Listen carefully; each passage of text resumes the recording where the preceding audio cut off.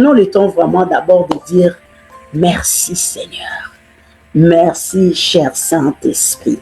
Merci pour ce temps agréable, un moment, je peux dire waouh, un moment waouh, parce qu'il n'y a pas de mots pour décrire cela.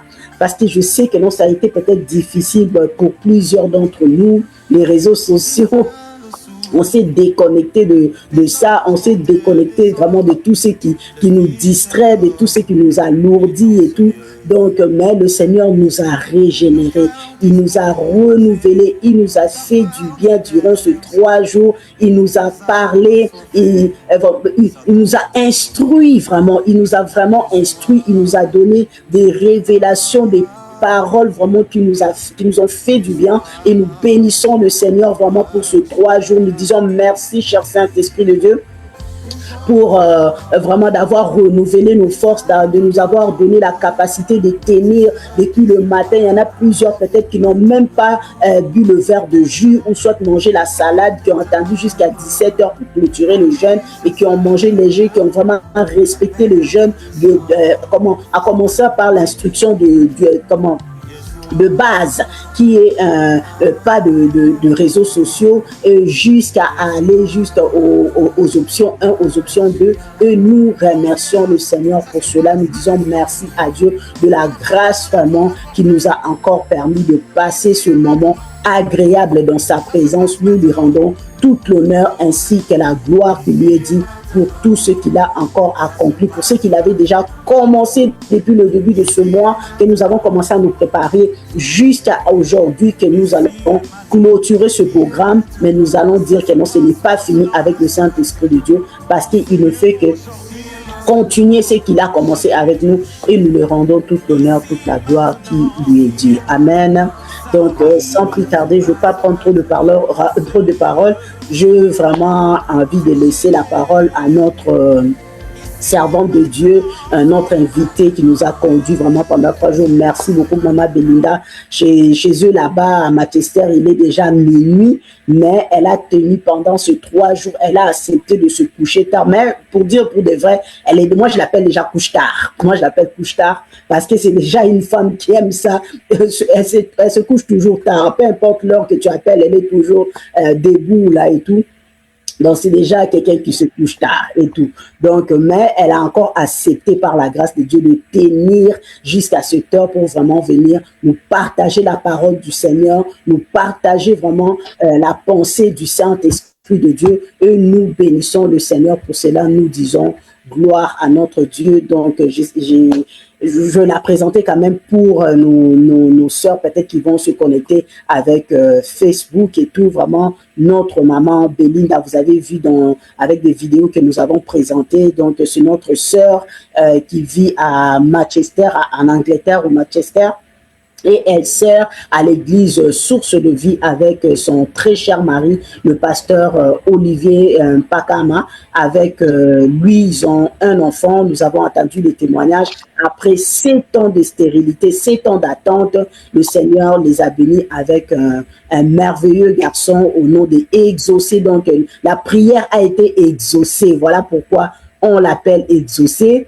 Donc, le Seigneur les a bénis avec un grand garçon aujourd'hui qui a 15 ans et tout. Donc, vraiment, nous bénissons le Seigneur pour toutes les bénédictions qu'il accorde encore dans la vie de sa servante. Donc, je vais passer la parole à Maman Belinda. Donc, par vos réactions, vous pouvez vraiment l'accueillir. Nous t'accueillons avec amour, maman. Nous t'accueillons avec joie. Nous t'accueillons avec beaucoup de bisous. Nous t'embrassons beaucoup et nous t'accueillons avec le Saint-Esprit.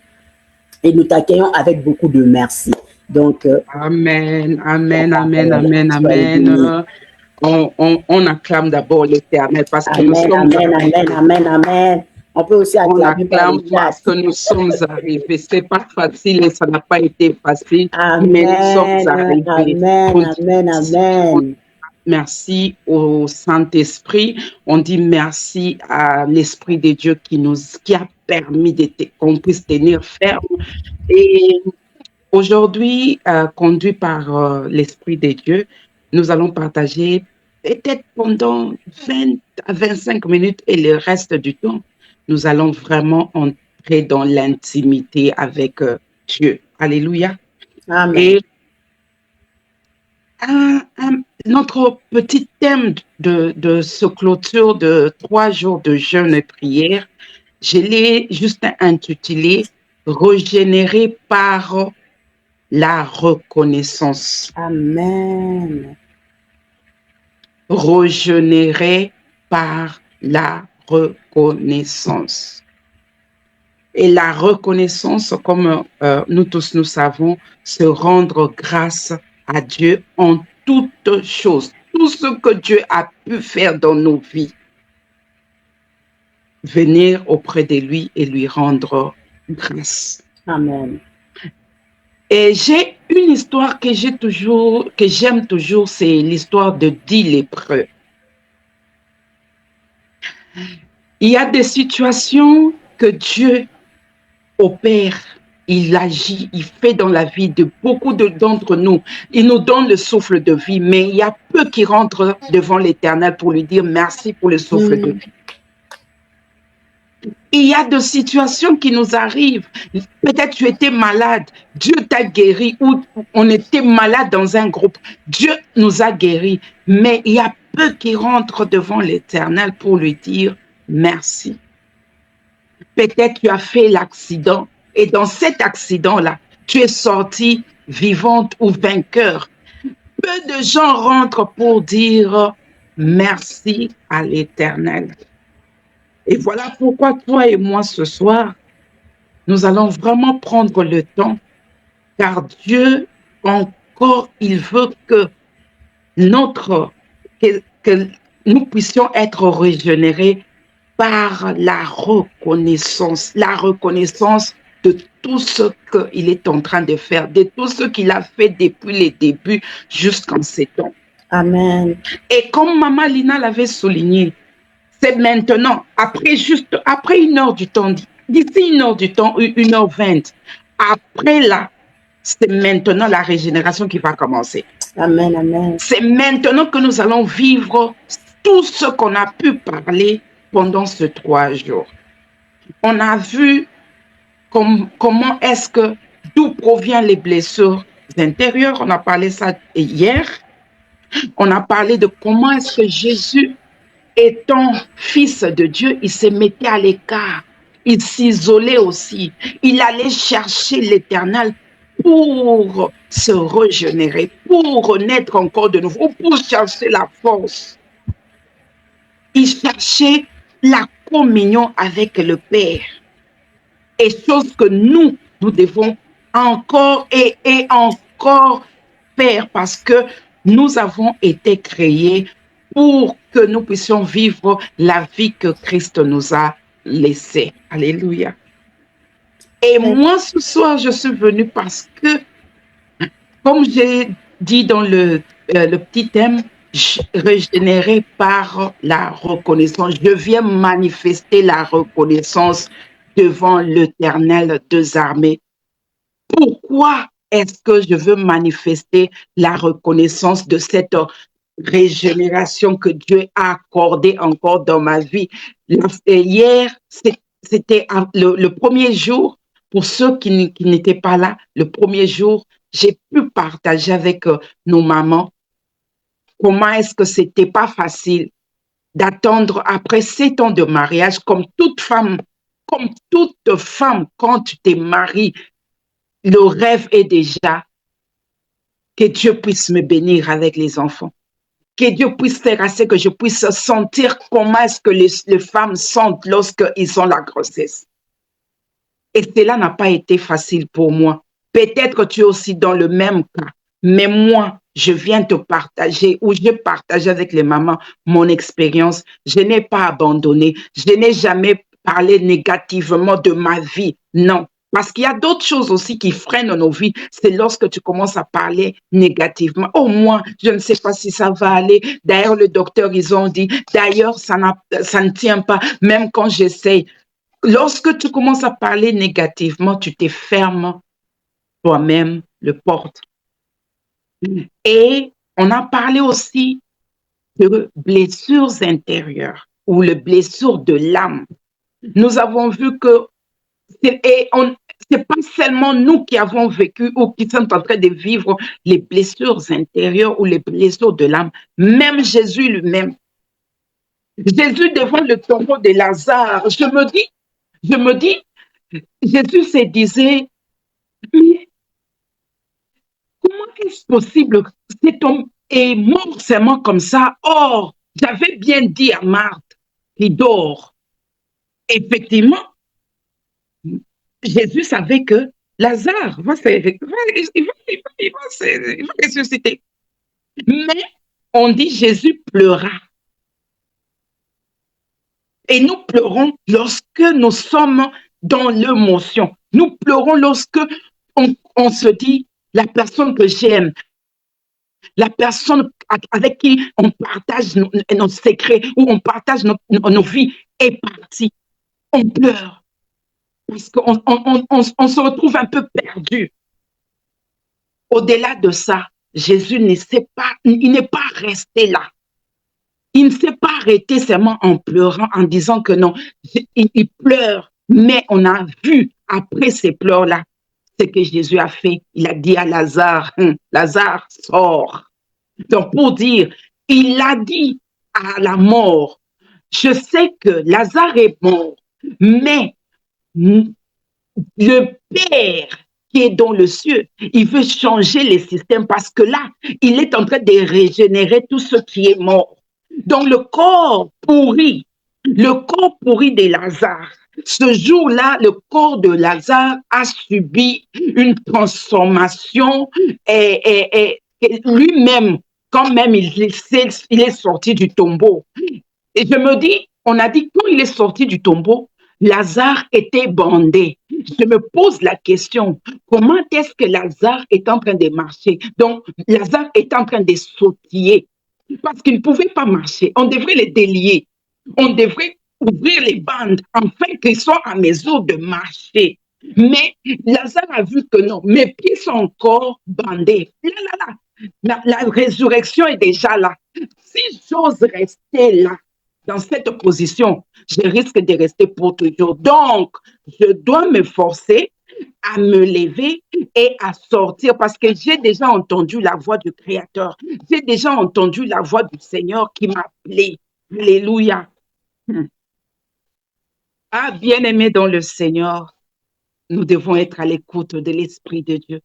Nous devons être à l'écoute de celui qui nous a créés.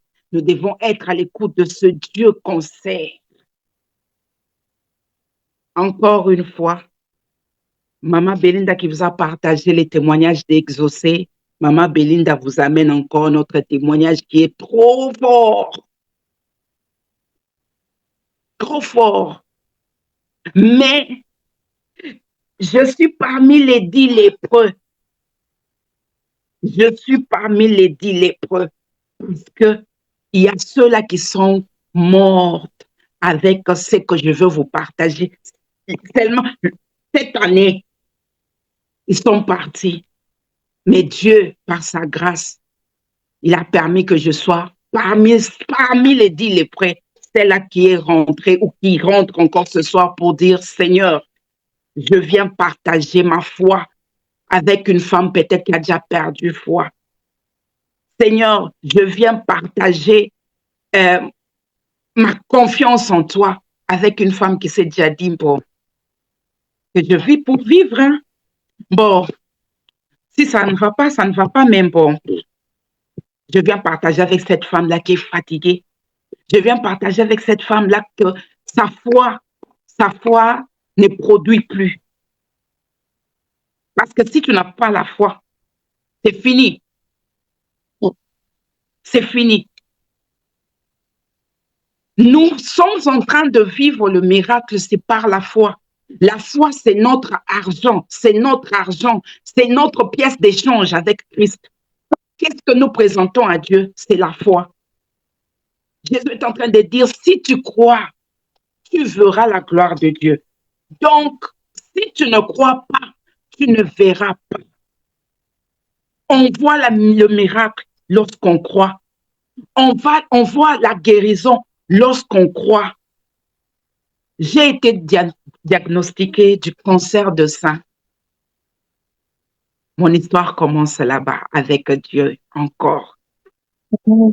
J'ai été diagnostiquée du cancer de sein l'année passée,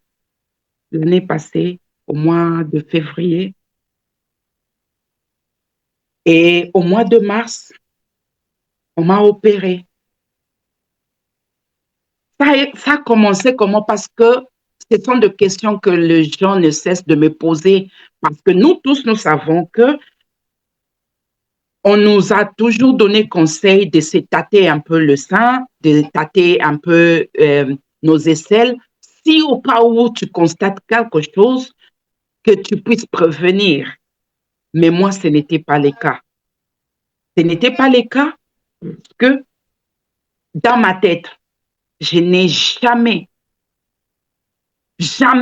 pensé qu'un jour, moi, Belinda, je veux me retrouver avec ce nom qui effraie d'abord tout le monde. C'est d'abord le nom. C'est le nom qui effraie tout le monde. Mm. Je ne pouvais pas imaginer. Mais comme on dit, avec Dieu, lorsque tu es sur la bonne voie, lorsque tu connais en qui tu as cru, la peur ne fait pas partie de ta vie. On a peur de fois, c'est lorsque tu ne sais pas, tu t'appuies sur qui est ton pilier. On a peur de foi, c'est lorsque tes oreilles n'écoutent pas celui qui t'a envoyé sur cette terre. Alléluia. Alors, j'étais partie, j'y avais, comme on dit, le contrôle d'habitude qu'on envoie. Et je suis partie pour qu'on puisse faire le contrôle sans maladie, sans douleur, sans rien. Et je veux d'ailleurs encore donner un petit conseil aux femmes. C'est pas que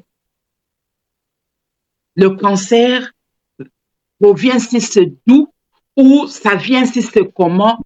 Nous tous, on ne sait pas d'où ça vient. Et on ne sait pas non plus comment ça commence. Mais j'aimerais dire aux femmes, du fait que le docteur nous a dit de palper nos seins, de se palper les aisselles, faisons-le parce que si tu constates cela bien avant, tu vas permettre au docteur de t'aider parce que le docteur soigne seulement et c'est Dieu qui guérit. Alors, tu vas permettre au docteur de bien te soigner bien avant, afin que la guérison soit. Ce que j'aimerais dire, c'est que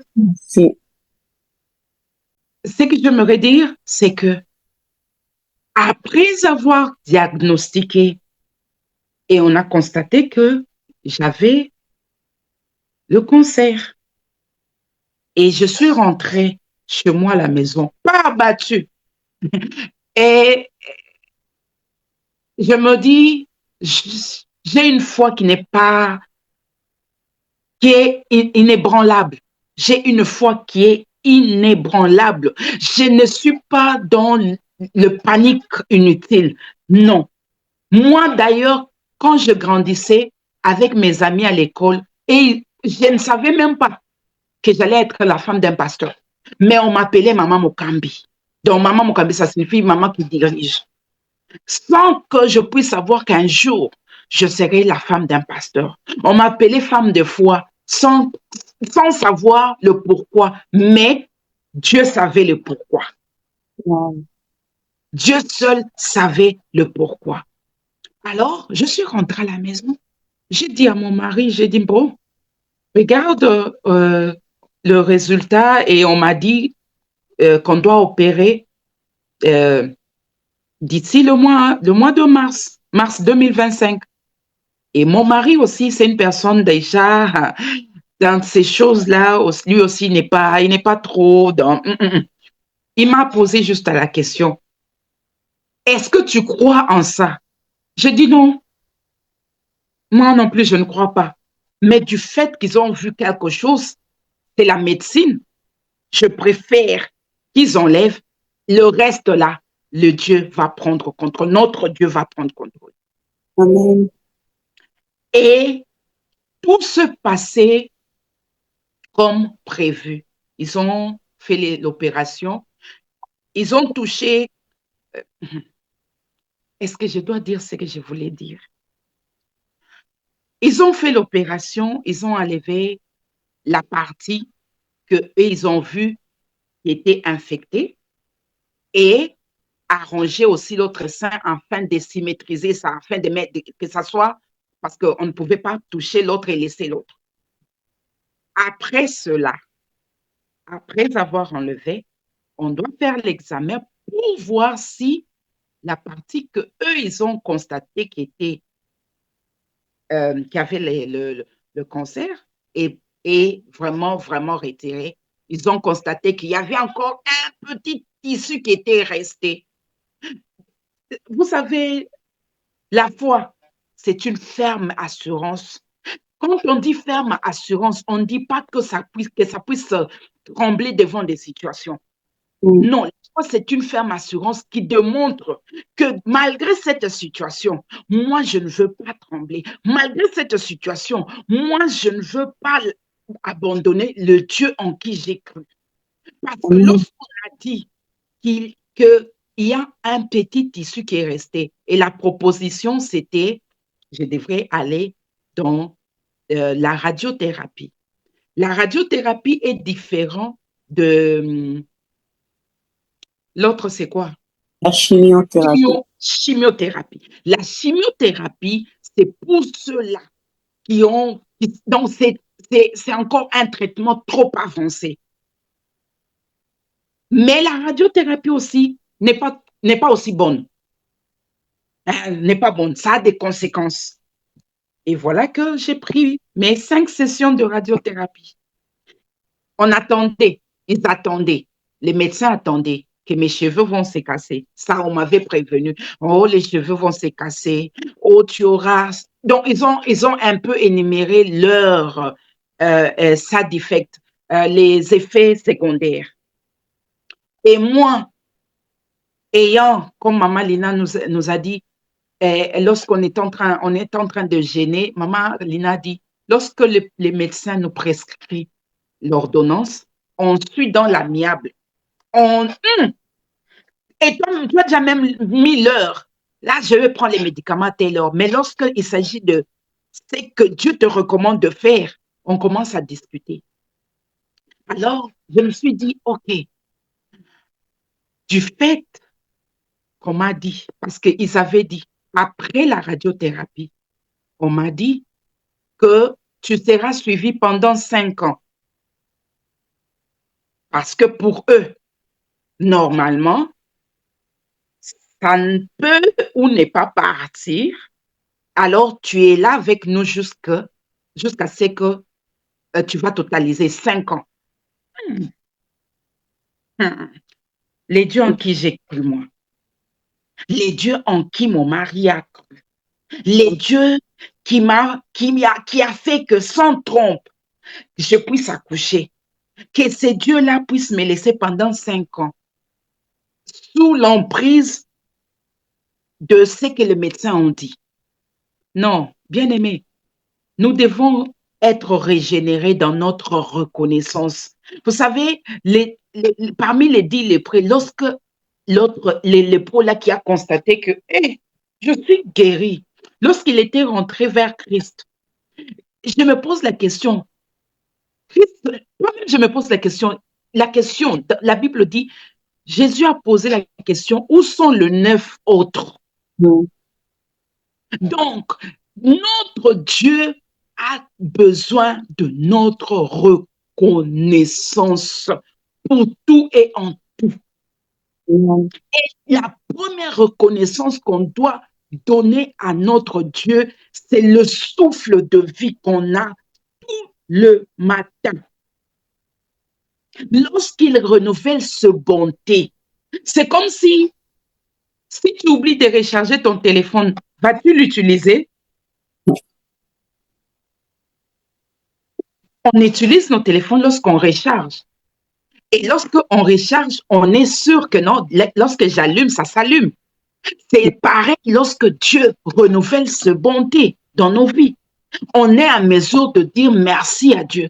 On est à mesure de vaguer à nos préoccupations. On est à mesure d'aller au travail. On est à mesure de s'occuper de nos familles, de nos enfants. Et maintenant, dis-toi que l'Éternel a renouvelé ce bonté. Mais tu t'élèves seulement du lit. Comme on dit, tu t'élèves par habitude.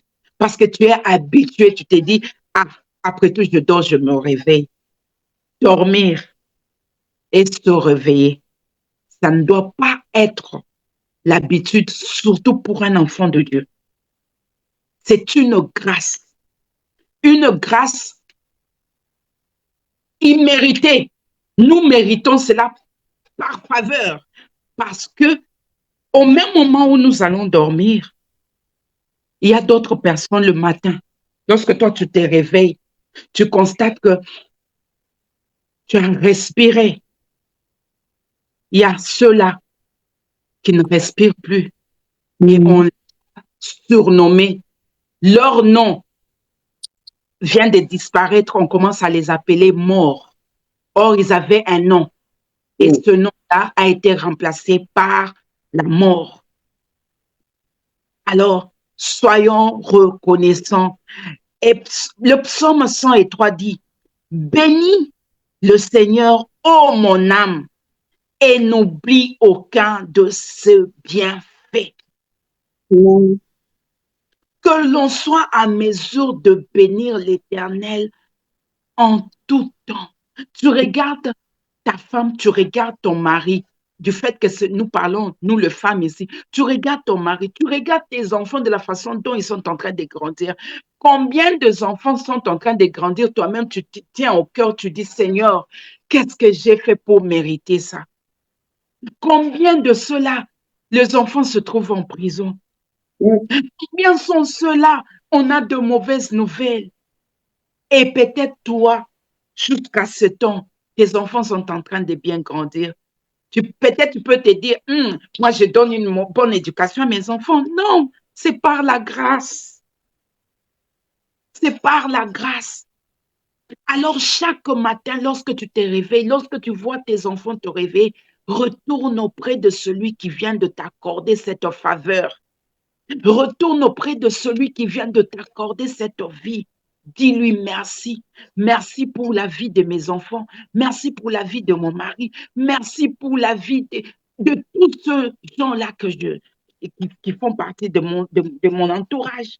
Merci, papa. Et je continue. Lorsqu'on m'a dit, non, on va te suivre pendant 5 ans, ça signifie, après une année, normalement, tu dois passer encore à l'examen de mammographie. On doit encore refaire l'examen comme au début pour se rassurer. Si c'est qu'eux, ils ont dit que tu seras avec nous pendant 5 ans, c'est pareil. Et c'était le mois passé, cette année, au mois de mars.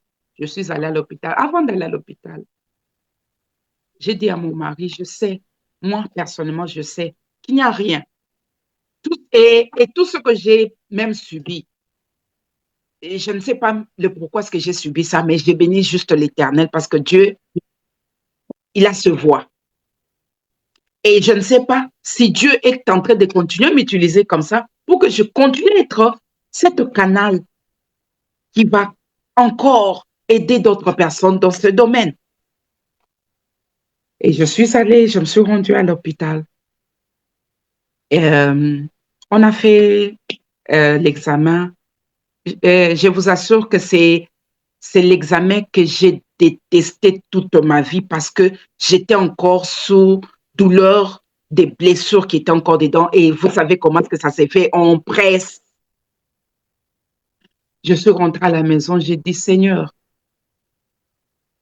je sais que tu m'as appelé à te servir.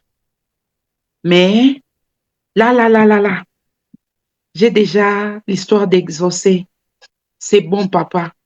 Et ce que tu viens encore de m'ajouter, c'est déjà beaucoup encore.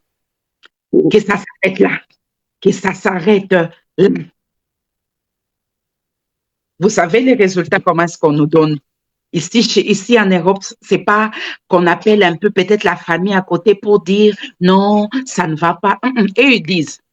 Et alors, quand on envoyait la lettre, parce que c'était la lettre, quand on envoyait la lettre, j'ouvre la lettre, je regarde les résultats. J'ai dit, Dieu est bon. Notre Dieu est bon. Amen. C'est lui qui guérit toutes nos maladies. Amen. Amen. Il est Dieu, quand tu te confies en lui, il guérit toutes les soucis qui se trouvent dans ton cœur. Il est celui, lorsque tu te donnes, il prend soin, pas seulement de te consoler, il prend soin d'aller à la source de ce qui te fait pleurer et de couper ce lien-là. Il prend soin et il le fait trop même bien. Et quand j'ai vu les résultats, j'attendais mon mari, j'attendais mon fils, parce que j'étais là, je dis, Seigneur, tu l'as fait encore. Tu l'as fait avec exaucé, sans trompe, sans trompe. Vous savez, il y a des histoires qu'on entend, hein. Il y a des histoires quand on entend, on peut se dire, ah, elle a fabriqué. Peut-être qu'elle nous dit seulement pour dire. Mais lorsque tu vis ça, tu dis, j'avais entendu qu'une femme sans trompe pouvait accoucher. Même moi aussi, j'ai douté. Je doutais de ça. J'avais aussi entendu qu'une femme sans trompe peut accoucher ou a accouché, mais je ne savais pas que ça allait aussi m'atteindre. Peut-être ce soir aussi, tu es dans ces cas-là, tu t'es dit, comment est-ce possible cette femme sans trompe a accouché? Parce que j'avais présenté ma foi à notre Créateur, j'avais présenté ma foi en Jésus-Christ, j'avais présenté, je me disais, Seigneur, si tu savais que je n'allais pas accoucher, premièrement, tu n'allais même pas permettre que je me marie. Parce que du fait que tu as permis que je me marie, ça signifie tu prendras soin, papa,